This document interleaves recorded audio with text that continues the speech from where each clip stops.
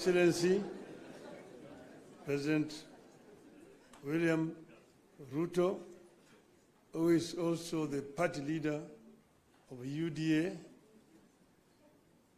leaders of the two political parties, ladies and gentlemen, I'm Jambo. There are ODM people here. ODM. ODM. ODM. You see, wako tayari. Well, I'm very happy to stand before you here this morning to talk to you after a long period of absence. As you know that in the last 6 months, I've been engaged in the campaign on the continental platform for the position of the chair of the African Union. Some people ask me why did I decide to run for that position. And I say that I was approached by senior leaders on the continent who, when they saw that that position was becoming vacant, they needed somebody with a Pan-Africanist ideology to go and try to set that movement in the right path so that it can achieve the objectives for which the founding fathers formed it. So they then sent the former Nigerian president, President Obasanjo, to me to come and persuade me to run. And after a lot of soul searching, I made a decision. And some of you will have seen me with President Obasanjo on my side when I announced that I was going to run for the position of African Union chair. I did not expect to be supported by the Kenya government. But somehow out of blues, President Ruto announced that he will support my candidature. I thought this is a best way to get rid of him. Good riddance. I would say that in respect of the motives, he actually was genuine because he followed that announcement by giving full support to my candidature. As you know, you cannot run for the chair of African Union without being sponsored by your home government. You cannot just sit somewhere there and say, Mimi ni Professor Kithure Kindiki, I want to be a chairman of African Union. You will not even be seen. Your name must be presented by a government official through the embassy of Kenya in Addis Ababa. And this they did. Not only that, they put also the machinery behind my campaign.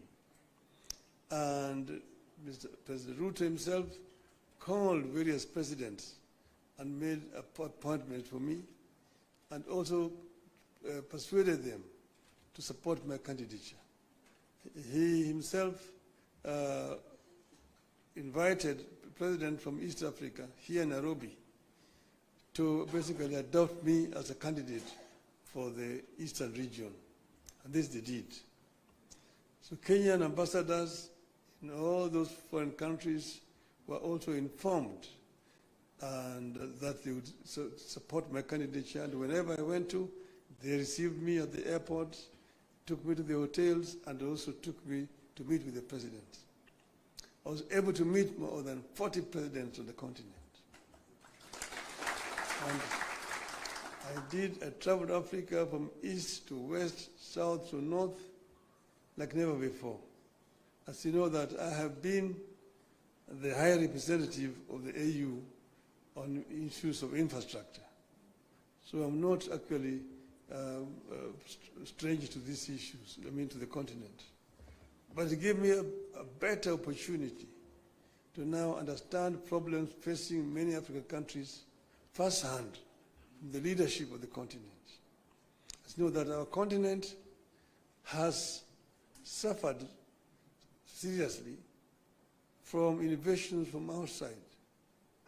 First was the slave trade that took so many of able manpower across the shores to go and work in the building of Americas, both North America and South America. Some were taken to Arabia, some were incarcerated there and died there. So that was the first. Then came colonialism, where they went and set somewhere in Berlin and partitioned Africa there, according to their interests. British, French, Italian, Portuguese, and so on and so forth. So Africa has suffered seriously. That was colonialism. Then when Africans fought for independence, they granted it, but it was a flag. But then there was also neo-colonialism that came about, and Africa has continued to be marginalized. So I saw this and came up with a program of how we were going to deal with these issues. We campaigned strongly, and we went to Addis Ababa quite confident of victory. Before I went there, the women here, Orange women in Nairobi, organized a prayer meeting for me in Bomas of Kenya. And they prayed for my success.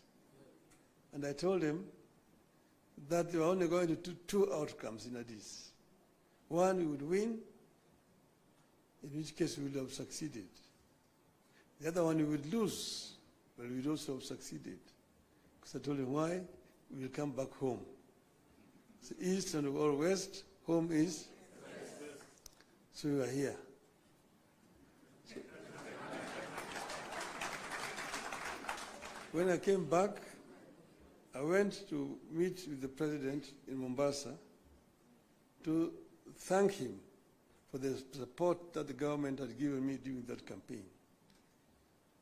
And he was, of course, very gracious. And at that time, I found when the two teams from the parties had worked out on some documents that they wanted to be signed, I told him I cannot sign the document until I've consulted our people, my people. So it took time. From that time, I went to Kisumu. I met with professor. I met with leadership and elders in Kisumu. I went to Siaya. I went to Migori. I went to Homa Bay. I went to Busia, where I met with all the leadership from all the 5 counties to Western. Then I went to the coast. I was in Mombasa. I was in Malindi, in Kilifi. I was in Kwale. I came back. I went to Wajir. I came back. Yesterday I was in Kisii. I was in Narok. I was in Nairobi, here in this same building here with leadership of Nairobi. That is what you call random sampling.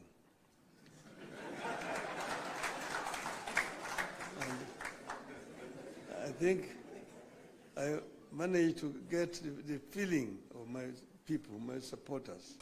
And that's the reason why I am today able and confident to sign this document. So I want to say this, I have to note. Today, you have signed a memorandum of understanding between Orange Democratic Movement and the United Democratic Alliance. The cardinal goal of the MOU is to help ease the prevailing tensions in the country, reconcile the population, alleviate their suffering, and move the country forward by addressing the critical social, political, and economic issues our people are grappling with today. As leaders of the largest political parties in the country, we arrived at the understanding that in a time of significant changes and challenges to our nation, it is not enough to merely grandstand or stand aside and criticize, easy as those may be. They say any madman can kick down a barn, but it takes a good carpenter to build one. We have agreed to help build a barn for our country, rather than merely kick down what we have. We have agreed to use our parties as a broad platform, bringing together various voices, opinions, and concerns to address the critical challenges facing the country through a formation that is truly national and inclusive in outlook.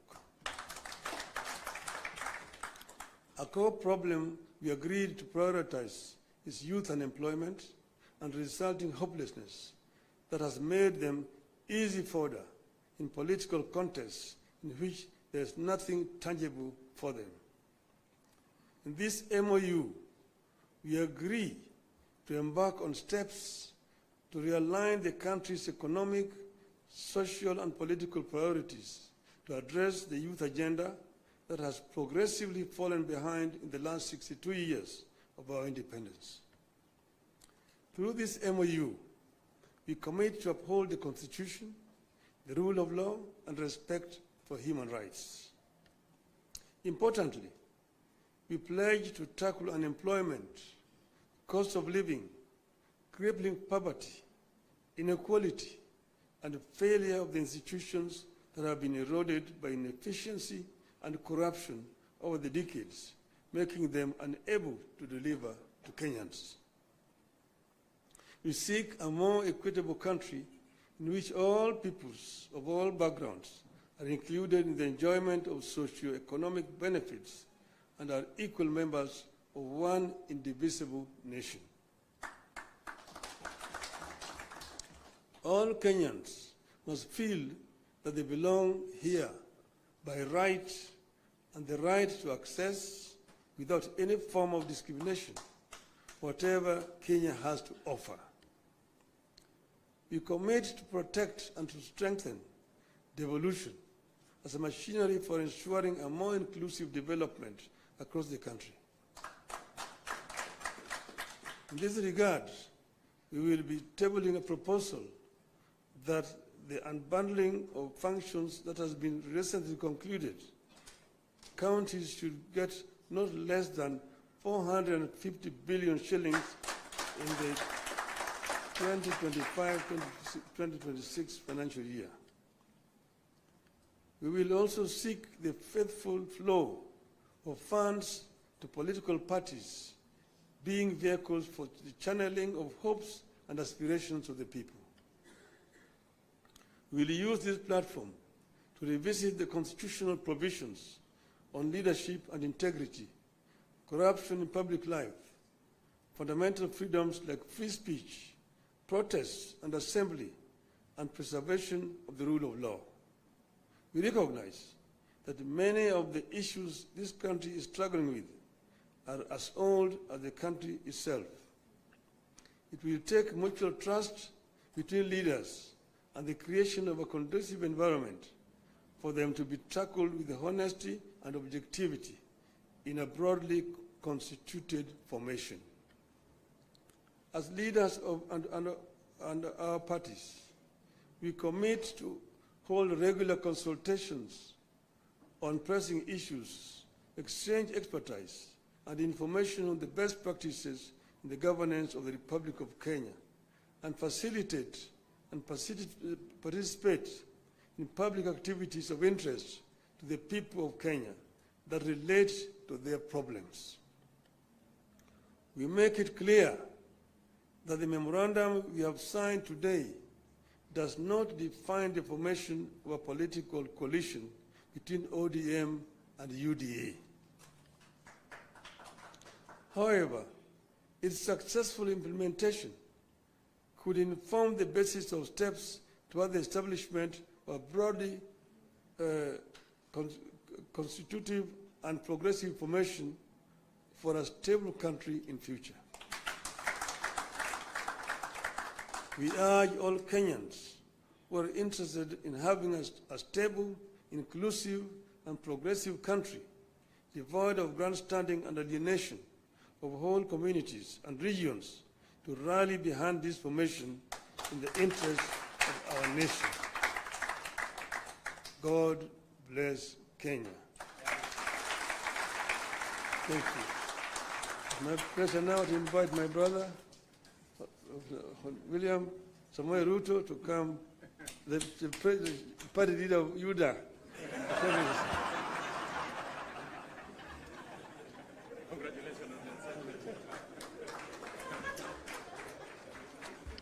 Thank you very much, the Honorable Prime Minister.